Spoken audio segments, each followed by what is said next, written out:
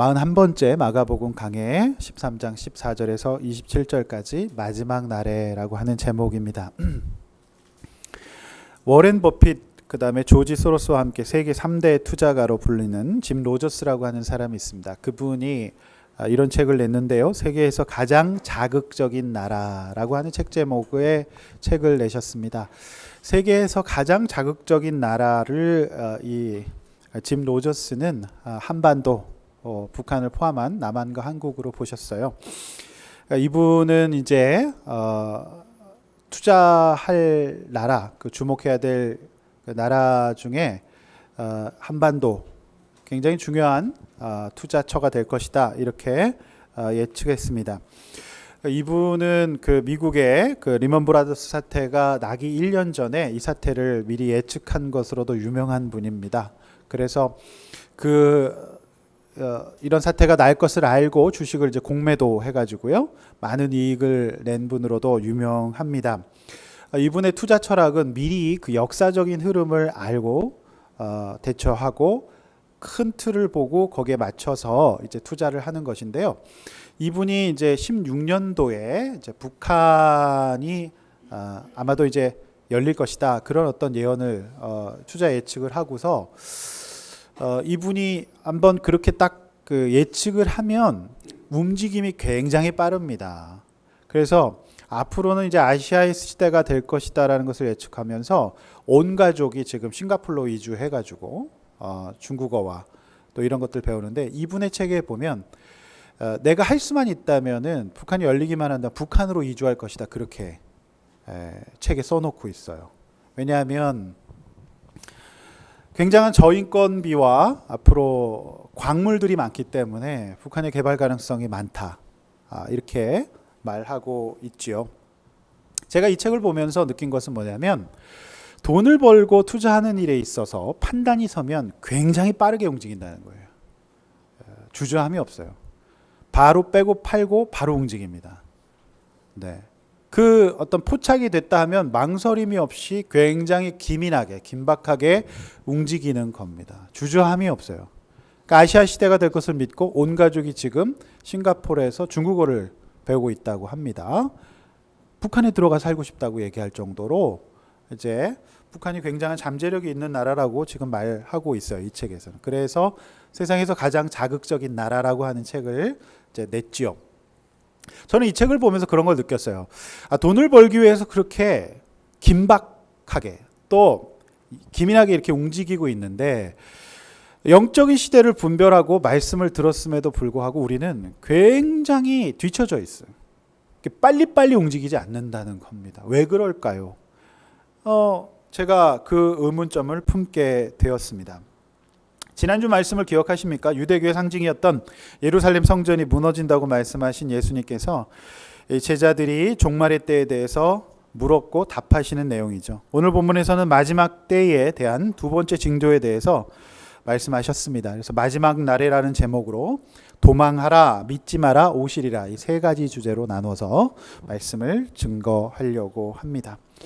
오늘 본론의 첫 번째, 마지막 때 우리는 빨리 도망해야 됩니다. 도망하라라고 하는 주제입니다. 우리 말씀 14절에서 20절 말씀 다시 한번 우리 정독하도록 하겠습니다. 읽습니다. 시작. 멸망에 가증한 것이 서지 못할 곳에 선 것을 보거든 읽는 자들은 깨달을진저 그때 유대에 있는 자들은 산으로 도망할지어다. 지붕 위에 있는 자는 내려가지도 말고 집에 있는 무엇을 가지러 들어가지도 말며 밭에 있는 자는 겉옷을 가지러 뒤로 돌이키지 말지어다. 그 날에는 아이벤 자들과 젖먹이는 자들에게 화가 있으리로다. 이 일이 겨울에 일어나지 않도록 기도하라. 이는 그날들이 환난의 날이 되겠음이라. 하나님께서 창조하신 시초부터 지금까지 이런 환난이 없었고 후에도 없으리라. 만일 주께서 그 날들을 감하지 아니하셨더라면 모든 육체가 구원을 얻지 못할 것이거늘 자기가 택하신 자들을 위하여 그 날들을 감하셨느니라. 자, 마지막 날에 우리가 해야 될 첫 번째 행동은 얼른 도망해야 하는 겁니다. 도망하라라고 하는 겁니다. 자, 뭘 보고 어디로부터 도망하라는 것입니까? 14절 말씀처럼 멸망에 가증한 것이 서는 것을 보거든 얼른 도망하라. 그 영향을 받지 말아라. 근처에도 가지 말아라. 이런 뜻이 되겠습니다. 제가 지난주에 말씀드렸듯이 주 70년에 예루살렘 성전이 회파되면서 그 성전에 제우스의 신전이 세워집니다. 그리고 돼지 머리가 그 이제 예루살렘 성전에 오르게 되죠. 바로 그거를 말하는 거죠. 그러니까 성전이 회파되고 우상이 충만하게 되면 그때를 보거든 그 근처에도 가지 말고 얼른 도망하라라는 겁니다. 근데 어디로 도망하라고요? 자, 산으로 도망하라라고 오늘 말씀하고 있습니다. 자, 이 산은 어떤 산을 말하죠? 예루살렘 반대편 요단강 건너편에 있는 그 산을 말하고 있습니다. 그 실제로 주 70년에 예루살렘 성전이 멸망하고 난 다음에 많은 그리스도인들이 이 요단강 건너편 산속에 위치한 펠라라고 하는 산으로 도망했다고 해요.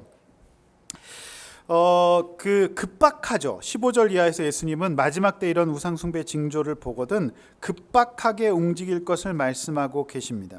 15절 말씀에 보면 지붕 위에 있던 자는 내려가지도 말고 도망하고 집에 무언가를 가지러 들어가지도 말라고 하고 있습니다. 또 16, 18절을 보면 밭에서 일하다가 그런 것을 보거든 가지러 뒤로 돌이키지도 말라라고 말씀하고 있습니다. 심지어 어쩔 수 없이 아이벤 임산부들이나 젖 먹이는 자는 그 아이들을 챙기러 들어갈 수밖에 없지 않습니까?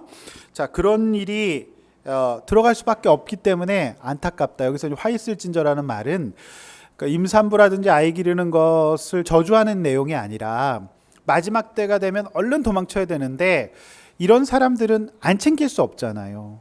아이 포대기도 챙겨야 되고 아이 집안에 있는 아이를 챙겨야 되니까 안타깝다. 자, 그때에 이 아이들을 챙겨야 될 수밖에 없는 환경 때문에 얼른 도망가지 못하는 그런 안타까운 일이 없었으면 좋겠다 이런 말씀입니다. 또 겨울에 이런 일이 생기지 않았으면 좋겠다는 뜻은 도망가야 되는데 춥잖아요. 그러니 옷을 가지러 들어가면 한 박자 늦지 않습니까? 그러니까 그만큼 긴박하다. 빨리 도망쳐야 된다라고 하는 그런 말씀이 되겠습니다.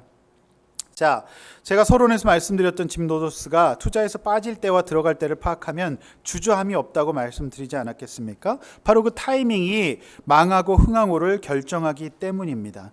근데 영적인 측면에 있어만큼은 사람들은 굉장히 느려요. 얼른 도망가고 얼른 결정해야 되는데 가지 않는다라고 하는 것이죠.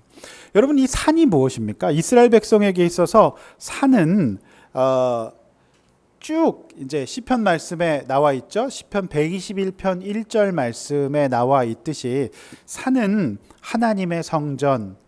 그러니까 이 산이 지금 예루살렘 성전이 회파되고 무너지고 우상 숭배에 가득하지 않습니까? 그러니까 맞은편 산으로 도망하라라고 하는 것들은 그 우상의 영향을 받지 말고 이제 하나님께 나와라 이런 뜻입니다. 우리 시편 121편 1절 말씀 한번 읽어볼까요? 앞에 보시고 한번 읽어보겠습니다. 시작. 내가 산을 향하여 눈을 들리라. 나의 도움이 어디서 올까? 네, 그 시편 말씀에도 나와 있듯이 이 산이라고 하는 것은 하나님의 도우심, 내 도움이 하나님으로부터 온다. 그러니까 이 멸망할 산, 이 예루살렘 성전에서 나와서 맞은편 산으로 빨리 도망하라, 긴박하게 도망하라 이런 뜻이 되겠습니다. 제가 지난주 광고 드렸듯이 이제 어제 우리 교회 집사님들과 함께 용인시 건강가정지원센터 위기 부부 캠프를 다녀왔습니다. 15쌍의 위기 부부가 있었습니다. 제가 이제 첫 시간이라서 제가 또 목회자이지 않습니까? 제가 학자기도 하지만 목회자이기 때문에 분위기를 풀어줬어요. 그 처음 만난 사람 위기 부부니까 참 정말 그렇게 썰렁할 수가 없어요. 눈빛에서 막 불이 나와요. 그리고 서로 부부들이 다 등지고 있어요. 등지고 있어요. 막 그런 분위기에서 제가 좀 분위기를 풀어야 되겠다 싶어서 어떻게 오셨냐고, 여기까지 오신 너무 잘하셨다고. 그래서 사연들을 뭘 기대하고 오셨냐고 이렇게 한번 쭉 마이크를 돌려봤더니 정말 너무너무 힘든 분들이 많았어요. 얼마나 힘드시면은 거기까지 오셨겠습니까? 근데 우리 같이 오신 우리 집사님 세 분의 표정을 보니까 아이고 저분들 목장 오면 다 사실 텐데 그런 표정이셨어요. 우리 목장에서 나눈 것과 똑같은 분들이었어요. 자, 근데 제가 거기서 싸움이 일어난 두 커플이 있었어요. 마이크를 잡고 막 싸워서 막 서로 등지면서 마이크 서로 뺏어갖고 그럼 나도 할 말이 있지 이러면서 막 서로 막 이렇게 하시는 어떤 60대 부부였어요. 아내분께서 막 남편 욕을 하시는 거예요. 욕의 핵심은 뭐다? 부동산이 이 부부가 굉장히 많은가 봐요. 그러니까 이제 이 굉장히 많으신가 보니까 막 근데 이 아내분의 평생 마음에 한이 맺힌 거는 나한테 상의 안 하고 막 사고 막 팔고 마음대로 한다는 거예요. 그러니까 이제 남편분이 마이크를 딱 뺐더니 다 남편이 알아서 하는데 남편이 가장인데 이러면서 막 하니까 또 아내분이 그럼 또 내가 할 말이 있죠. 그래서 막 화를 내시는데 그러면서 아내분이 이제 내가 못 산다고. 내가 1년 반 동안 이 사람하고 말을 안 했다고. 그러면서 내가 지난주에 너무 힘들어서 우울증 진단 받고 병원 가가지고 그리고 지금 치매 진단도 받았다고. 못 산다고. 그래서 부부가 딱 등을 지고 있어요. 근데 저는 참 그 이야기를 들으면서 오늘 이 본문하고 너무 잘 맞는 것 같아요. 뭡니까? 얼른 산으로 뛰어야 되잖아요. 근데 못 살겠다 하는데 철저하게 지금 오늘 예수님께서는 뭐 가지로 들어가지 말라 그러는데 이 가지로 들어가야 될 문제 때문에 싸우는 거예요. 그렇지 않습니까? 또 한 커플이 있었어요. 굉장히 선남선녀 커플이 있어요. 아내분도 너무 멋있고 한 50대 부부였어요. 근데 아내분이 막 눈물을 펑펑 흘리면서 내가 못 산다고. 이 남편하고 평생 내가 정말 이렇게 살 수가 없다고. 내가 마지막 기회라고 안 온다는 거 내가 억지로 등록해갖고 끌고 왔다고. 그렇게 말씀하시면서 하는 말이 왜 도대체 뭐 때문에 그렇게 힘드시냐 그러니까 아니 이 사람 보라고. 남들은 다 종이컵 하나만 쓰는데 옆에 있는 이 사람은 종이컵을 3개나 이렇게 쓰고 있다고. 내가 그렇게 종이컵 하나만 쓰라 그랬는데 3개를 쓰고 있다고. 평생에 이렇다고. 그러니까 남편분은 내가 종이컵 따위 가지고 당신한테 이렇게 잔소리 듣고 혼나야 되냐고. 나 그렇게 살기 싫다고. 그러면서 막 또 싸우시는 거예요. 못 살 이유도 다양하구나. 근데 일예죠. 아내분은 굉장히 정리정돈과 성격이 깔끔하신 분인데 남편분은 그냥 이상적인 분이에요. 아무것도 아닌 거죠. 오늘 본문에 뭘 가지러 겉옷을 가지러 세간을 가지러 들어가지 말라고 그랬거든요. 근데 이 부부가 안 되는 거, 이 부부들이 안 되는 거 산으로 뛰지 않는 거예요. 네. 여전히 가치들이 거기에 이 땅 가운데 있는 것이죠. 사실 그 공공기관에서 하는 그 거라 이제 복음을 노골적으로 전해서 안 됩니다. 근데 뭐 제가 또 언제 또 불러줄지도 모르고 다음에 불러준다는 보장이 없기 때문에 그냥 마구 전했습니다. 근데 거기 이제 스태프분께서 쉬는 시간에 박사님 그 너무 기독교 얘기 이렇게 많이 하시면 안 됩니다. 저한테 그렇게 얘기를 하죠. 예 알겠습니다. 그러면 또 계속 얘기하는 거죠. 근데 저는 마음이 너무 아팠어요. 세기말적인 증상이구나. 용인 시내에 그게 막 경쟁률이 있을 정도래요. 3만 원만 내면 그 좋은 콘도에서 시에서 예산으로 다 지원해줘 갖고 좋은 강사들이 막 해주니까요. 저는 세상에 심리하게 해주는 것은 한계가 있다고 봐요. 거기서 여러 가지 프로그램이 있어요. 막 관에 들어가는 죽음의 체험도 하고 뭐 여러 가지 하는데 사람이 관에 들어간다고 죽습니까? 안 죽잖아요. 산으로 뛰어야 돼요. 내 도움이 어디서 올까를 보고 뛰어야 됩니다. 정말 마음 같아서는 막 설교를 하고 싶었지만 그렇게 하지 못했는데 우리 함께 가신 우리 집사님, 목자님께서 본인들의 삶의 고난, 나도 이렇게 힘들었다고 그런 얘기들을 나누니까 그 몰입도가요. 살아있는 이야기 앞에서 몰입도가 정말 대단했습니다. 네, 그래서 어떤 이제 참석자분께서 막 안아주시고 막 이렇게 하셨는데 너무너무 안타까웠습니다. 네. 19절 말씀을 읽으면서 저는 어제 위기가정 캠프가 바로 이 말씀의 분위기가 같다고 생각했어요. 이 시대 가정들이 마지막 종말론적인 모습으로 망가져가면서 이런 환난은 지금까지도 없었고 앞으로도 없을 것 같아요. 왜 그렇게 싸울까요? 왜 그렇게 말을 안 할까요?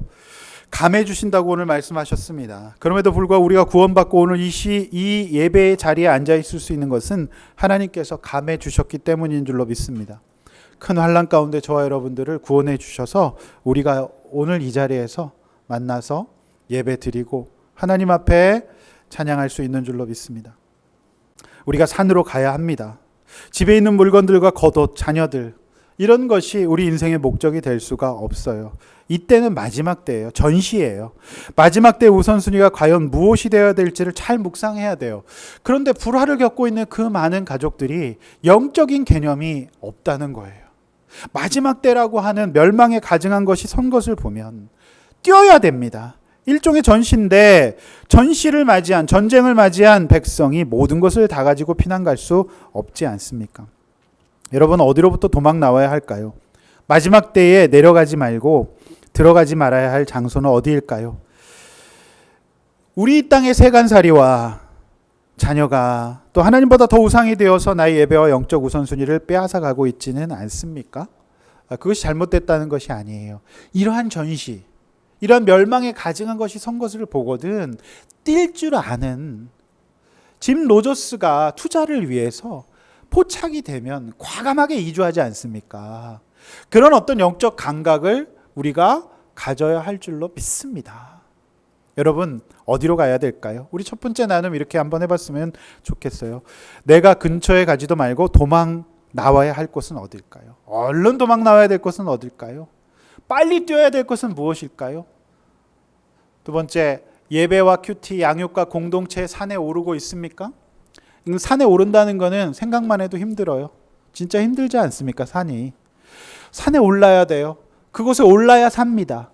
우상의 산에서 나와서 반대편 산으로 뛰어야 돼요. 얼른 도망가야 됩니다. 그것이 저는 오늘 예배와 오늘 새로운 책으로 하는 큐티와 양육과 공동체의 산에 오르는 것이라고 생각합니다.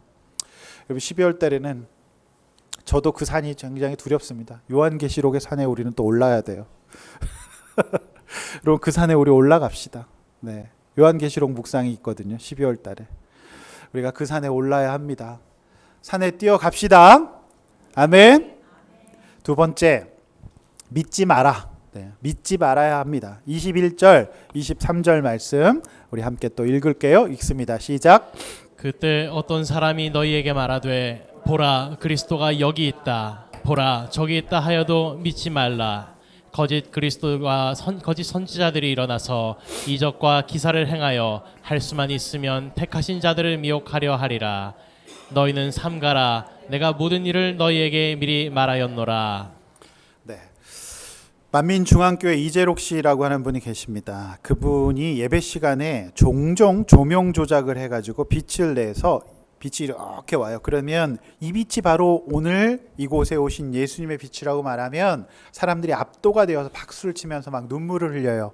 예수님이 이 예배에 오셨다고. 나중에 다 조명 조작으로 들통이 났죠. 그분은 신도 성폭행으로 지금 또 감옥에 있습니다. 말이 되지 않잖아요. 이단의 특징은 짠하게 보여주는 거고 이적과 기사를 말씀보다 더 내세우는 거예요. 자, 왜 사람들이 이런 이단에 빠질까요? 내 이름으로 말미암아 모든 사람에게 미움을 받을 것이나 끝까지 견디는 자가 구원을 받을 것이다. 이렇게 주님 말씀하셨는데 이적과 기사는 무언가 짠하고 일어나는 것을 말하지 않습니까? 견디는 거 필요 없어요. 한 방에 짠하고 나타나는 것이 사람들에게는 너무 절신해 보이잖아요. 견디는 거, 버티는 거 힘들어요. 근데 이단은 한 방에 가능하다. 이렇게 늘 사람들을 유혹하고 있습니다. 제가 굉장히 좋아하는 영적인 프로그램을 보여지는 생활의 달인. 여러분, 생활의 달인은요, 한마디로 얘기해서 이적과 기사는 없다라는 거예요. 아무도 생각하지 않고 하찮게 여겼던 지극히 사소한 일, 어떤 그 빵의 맛이나 국물의 맛을 위해서 아무도 생각하지 않았던 하찮게 여겼던 것을 위해서 시간과 정성과 이 어떤 그 인생을 바쳐버려요. 거기에 이적과 기사는 없어요. 그야말로 오로지 발품과 정성과 시간과 이런 것들이 들어가죠. 여러분 생활의 달인을 보십시오. 굉장히 영적이에요. 이적과 기사는 거기에 하나도 없습니다. 어떤 기술을 위해서 평생을 배우고 또 연습하고 이러는 거죠. 제가 또 굉장히 깜짝 놀란 게 어떤 고기를 써는 할머니의 칼이 이렇게 큰 칼이었는데 요만해진 칼을 보여주더라고요. 40년을 그 칼을 썰었대요. 고기를 썰어갖고 칼이 닳아가지고. 그러면서 이 손님들에게 정말 좋은 고기를 내가 직접 썰어서 이렇게 준다고 하는데 거기에 무슨 이적과 기사가 있습니까? 칼이 요렇게 다를 때까지, 단도가 될 때까지 큰 칼을 썰었으니까 어마무시하지 않습니까? 그런데 여러분, 이적과 기사를 강조하는 게 있어요. 뭐죠? 다단계죠. 로또입니다. 전부 다 이적과 기사를 강조하지 않습니까? 2003년 그 사이클을 타는 분들에게는 굉장히 유명한 대회인데요. 그 뚜르드 프랑스라고 하는 그 굉장히 큰 사이클 대회가 있어요. 프랑스 대회. 근데 2003년 당시에 굉장히 놀라운 일이 벌어졌는데 그 당시 전 세계 사이클 1위 선수가 암스트롱이라고 하는 분이었어요. 이분이 계속 1등을 하는데 이 미국 선수 때문에 독일의 얀 율리라고 하는 선수는 만년 2위를 합니다. 근데 2003년 대회에서 그 한 15초 정도, 사이클에서 15초 굉장히 긴 거거든요. 1등으로 달리고 있는데 프랑스에 약간 그 ADHD 있는 고등학생 정도 되지 않았을까요? 이런 사람이 갑자기 앞으로 튀어나와요. 그래가지고 암스트롱과 부딪힙니다. 1등으로 달리고 있는데. 그러니까 2위인 그 얀 율리히가 2등으로 달리고 있었는데 지금 1등을 앞지를 수 있는 절호의 찬스 아닙니까? 그런데요, 놀라운 일이 벌어져요. 놀랍게도 율리히는 이 기회를 이용하지 않고 페달을 천천히 밟으면서 암스트롱이 일어나기를 기다렸고 암스트롱이 넘어졌을 때 거리만큼 더 자신을 앞서가기 시작했을 때야 다시 힘차게 페달을 밟았대요. 말 그대로 정정당당한 2등의 정신을 가지고 있었던 거예요. 만년 2등을 하면 이적과 기사를 우리는 바라죠. 저 사람 갑자기 아팠으면 좋겠다. 쥐가 났으면 좋겠다. 뭐 이런 거 바라지 않겠습니까? 근데 지금 어떻게 보면 이적과 기사가 일어났어요. 갑자기 누가 튀어나와갖고 1등하고 부딪혔어요. 그런데 이 율리는 그런 걸 바라지 않았던 것 같아요. 내가 2등을 하더라도 나는 정정당당한 2등이 되겠다.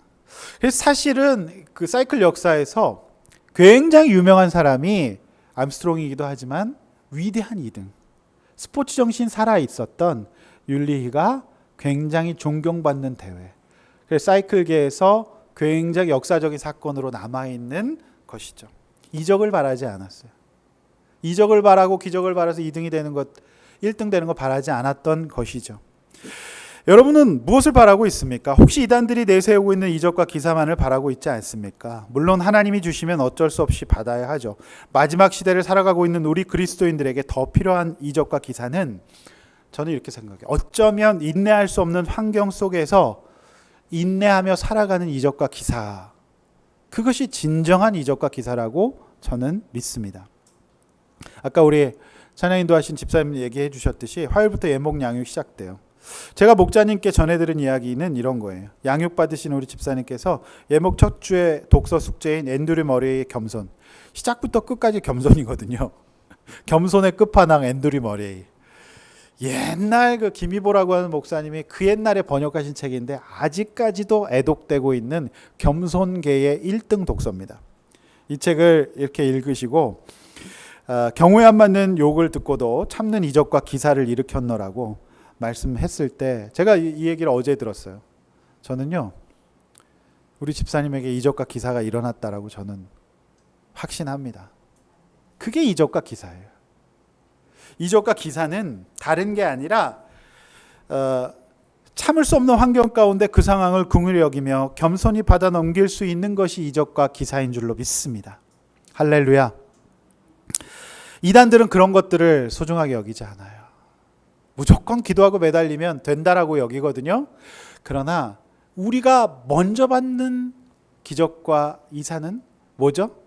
하나님 앞에서 이 환경을 견디고 해석하고 살아갈 수 있는 것을 받아내는 어떤 내공, 그 믿음의 인내, 그것으로 시작되는 줄로 믿습니다. 그 이후에 하나님께서 일으켜주시면 그것은 우리가 선물로 받는 거죠. 그런데 선물은 주는 자의 의지에 달려 있어요. 받는 자가 선물 달라고 하는 것 아닙니다. 어린아이들이 그렇게 요구하지 않습니까? 대한민국은 빨리빨리 문화예요. 지긋이 기다리고 인내하지 못하고 무엇이든지 빨리빨리 해내기를 원해요.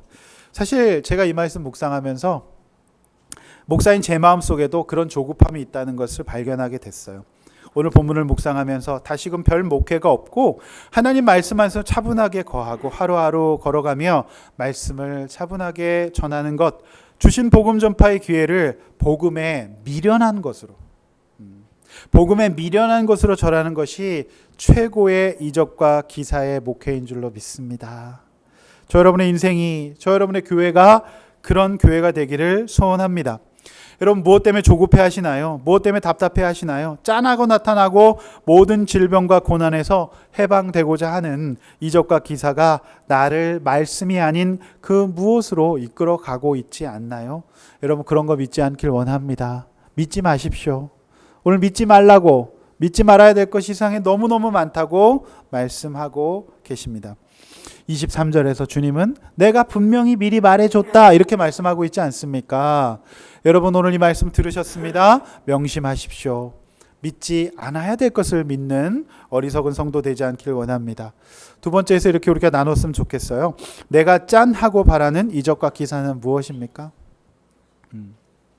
내가 짠하고 바라는 것은 무엇입니까? 그거 기독교 아니에요. 진정한 기독교는 인내의 마음을 갖게 되는 것입니다. 자, 끝까지 견딜 수 있는 것이 이적과 기사라는 것을 믿나요? 이 이적과 기사가 저 여러분의 인생에 허락되기를 간절히 소원합니다. 아멘. 오늘 마지막 세 번째로 오시리라 라고 하는 것입니다. 24절 27절 함께 읽습니다. 시작. 그때 그 환난 후 해가 어두워지며 달이 빛을 내지 아니하며 별들이 하늘에서 떨어지며 하늘에 있는 권능들이 흔들리리라. 그때 인자가 구름을 타고 큰 권능과 영광으로 오는 것을 사람들이 보리라. 또 그때 그가 천사들을 보내어 자기가 택하신 자들을 땅끝으로부터 하늘 끝까지 사방에서 모으리라. 네, 오늘 본문은 우리가 이단들이 상영하는 그 종말론 영화에서 종종 보았던 그 휴거의 모습을 그리고 있습니다. 휴거라는 말이 성경에는 없지만 이제 신학자들이 그런 말을 이제 지었는데요. 오늘 본문은 예수님이 오실 때 어떤 일이 일어나는지에 대한 이제 설명입니다. 자, 이 본문을 대했을 때 여러분 어떤 느낌이 드시나요? 많은 사람들이 사실 이 본문을 보면 약간 무섭다라고 하는 느낌이 들어요. 그리고 굉장히 저처럼 등치가 있는 분들은 휴거 하는데 내가 지장이 있지 않을까? 좀 그런 생각도 하게 되죠. 얼른 주님 오시기 전에 살을 빼야 되겠다. 그런 생각도 가지게 됩니다. 마지막 때 일어나는 증상 중에 하나는 천체의 질서가 무너집니다. 그러니까 해달별이 떨어지는. 그러니까 이 부분을 가지고 개인의 종말로 봐서 내 인생의 여러 가지 해와 달과 별이 떨어지는 일로 이제 종말의 때를 맞이해서 구원받게 되는 개인의 종말도 보지만 오늘 본문은 우주적인 종말을 얘기해요. 그래서 우주의 질서가 무너진다. 이건 뭐죠? 여러분 해가 떨어진다, 달이 떨어진다. 상상할 수 없는 일이잖아요. 그러니까 이 천체 질서가 다시 재편된다. 그러니까 주님 지으신 해와 달과 별 창조가 다시 시작된다라고 하는 뜻이에요. 믿기 어렵죠. 공상과학 영화에서나 볼 수 있는 것 아닙니까? 또 하나의 오늘 본문에 예수님 다시 오실 그 재림의 때에 대한 설명 중에 하나는 예수님이 오시는 모습이에요. 자, 예수님이 오시는데 예수님이 타시는 교통수단이 특이하게도 구름이에요. 자, 요거를 먼저 따서 소설로 만들었던 사람이 있어요. 중국의 손씨. 네, 오공이 형님이 구름을 타고 이렇게 와요. 그래가지고 이제 그 구름이 얼마나 굉장히 초라하게 이렇게 보이는데 그 예수님의 구름은 오늘 성경 본문에 의하면 굉장히 압도적이고 세상 사람들을 두려워 떨게 할 만큼 굉장히 권위 있는 모습일 것이라고 얘기를 하고 있습니다. 네, 그래서 구름을 타고 천사들의 호의를 받으면서 주님이 다시 오실 것이다 라고 하는 내용이고요. 또 하나의 이 휴거, 마지막 때 그 모습은 하나님께서 천사들을 보내갖고 택한 자들, 사방에 흩어 있는 택한 자들을 불러 올릴 것이다 라고 하는 그런 말씀입니다. 이 세 가지, 천체가 교란되고, 그 다음에 예수님께서 구름을 타고 오시고 사방에 전 세계에 흩어져 있는 택한 자들을 불러 올릴 것이다. 이 세 가지 내용이 이제 말씀하고 있습니다. 이제 제가 이 본문을 보면서 우리가 창조론은 굉장히 많이 믿어요. 창조론 많이 하는데 이 종말에 대해서는 이단들이 하도 많이 얘기하기 때문에 건강한 개혁주의 교회에서도 이 종말에 이 성경이 묘사되어 있는 이 모습을 구체적으로 설명 잘 안 했습니다. 그래서 그런 이단 소리 들을까봐. 그런데 분명한 것은 주님이 창조하셨다면 다시 오시는 이 종말도 분명히 성경적인 사실이에요. 우리가 믿어지지 않죠. 어떻게 보면 마음에 와닿지 않아요. 그러나 주님의 다시 오심은 분명히 있는 사건인 줄로 믿습니다. 그걸 믿어야 돼요. 그걸 믿어야 합니다. 또한 우리가 무서워하지 마시길 바랍니다. 자, 이 날은요, 분명히 무서운 심판의 날이 아니에요. 우리가 예수를 믿고 구원을 받았다면, 택한 사람이라고 한다면 영광의 승리의 날이 될 것입니다. 오늘 우리가 이 땅 가운데 인내하며 고생하며 살더라도 주님의 다시 오신 그날 때문에 우리는 기뻐할 수 있는 거예요. 왜 그렇죠? 이 세상 모든 질서와 모든 권세를 다 허무시고 주님께서 우리를 불러 올려주시기 때문에 그래요. 또 주님 다시 오시기 전에 우리가 개인의 종말을 맞이해서 육신의 생명을 다하면 우리는 이렇게 천국에서 부활할 줄로 믿습니다.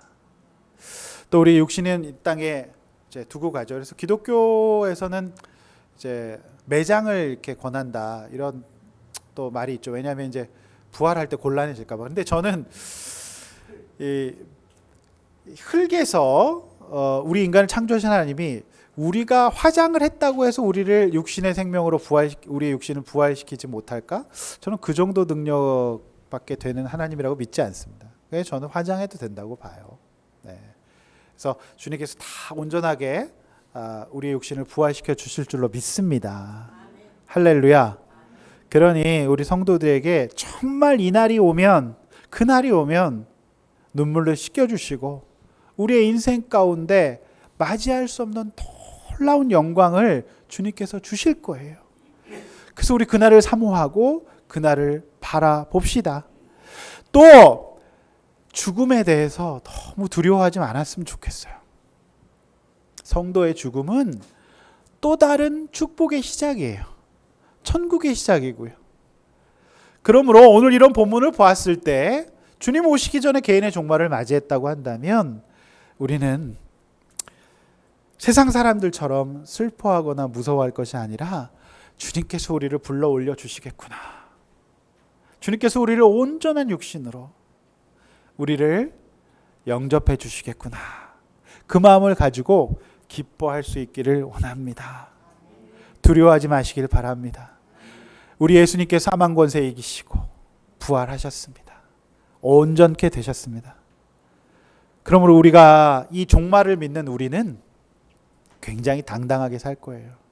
그래서 순교하는 우리 모든 성도들이 부활을 믿었기 때문에 당당할 수 있지 않았겠습니까? 두 팔 벌려 주님을 찬양하면서 주님 앞에 갔던 그 믿음의 근거가 주님이 우리를 불러주실 것을 믿기 때문에 그렇게 하나님 앞에 찬양하며 그 고난을 맞이했는 줄로 믿습니다. 할렐루야. 이렇게 한번 나눠봤으면 좋겠습니다. 주님 다시 오심을 믿나요? 주님 안 오실 거라고 생각하지 않나요? 주님 다시 오실 거예요.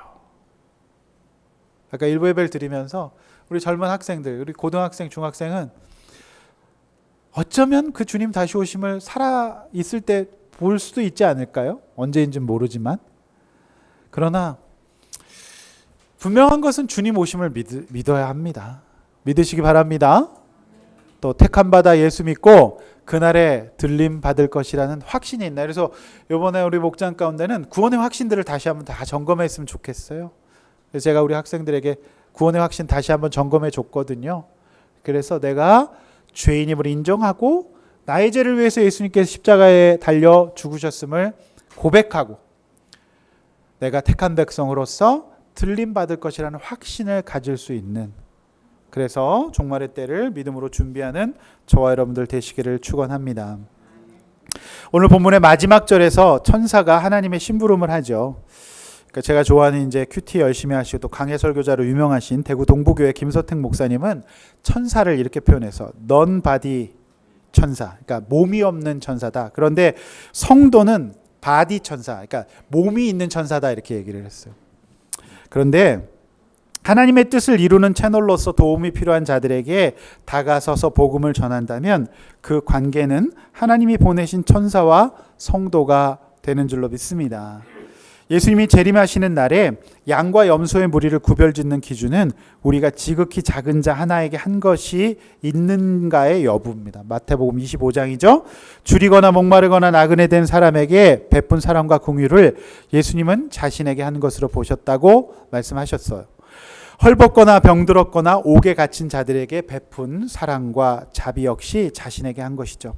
22절 하반절에 이적과 기사를 통하여 미혹하는 대상이 불신자가 아니에요. 너무너무 저는 긴장되더라고요. 누구죠? 택한 자들이에요. 저와 여러분이에요. 마지막 시대에 이단들은 불신자들 공격하지 않아요. 택한 자들, 교회 다니는 자들, 믿는 자들을 공격합니다. 그래서 못 참겠다, 못 견디겠다 이렇게 얘기하거든요. 그 미혹을 분별할 수 있기를 소원합니다. 마지막 때에 복음을 전하지 못하도록 만들고 도움이 필요하고 공동체에 힘이 되어줘야 할 사람들에 대한 관심을 떨어뜨려 놓는 게 마지막 시대에 이 사단이 하는 일이에요. 최선의 공격이 최선의 방어라고 했습니다. 따라서 우리는 주님 오시는 그날까지 한 영혼이라도 구원받는 일에 쓰임 받아야 합니다. 무너질 성전이 되는 것은 복음을 전하지 않는 성전으로 전락하는 것이라고 말씀했습니다. 멸망에 가증한 것을 보고 있는 이 마지막 시대에 우상으로부터 우리를 하나님으로부터 멀어지게 하는 것으로부터 도망하십시오. 이적과 기사로 짠하고 보여주는 것을 믿지 말고요. 성도에게 진정으로 필요한 것은 끝까지 견디는 인내의 이적과 기사입니다. 마지막으로 주님께서 다시 오신다는 것을 믿고 그날을 사모합시다. 그날은 공포의 날이 아니라 승리와 기쁨의 그 날이 될 줄로 믿습니다. 찬양하고 기도하시겠습니다.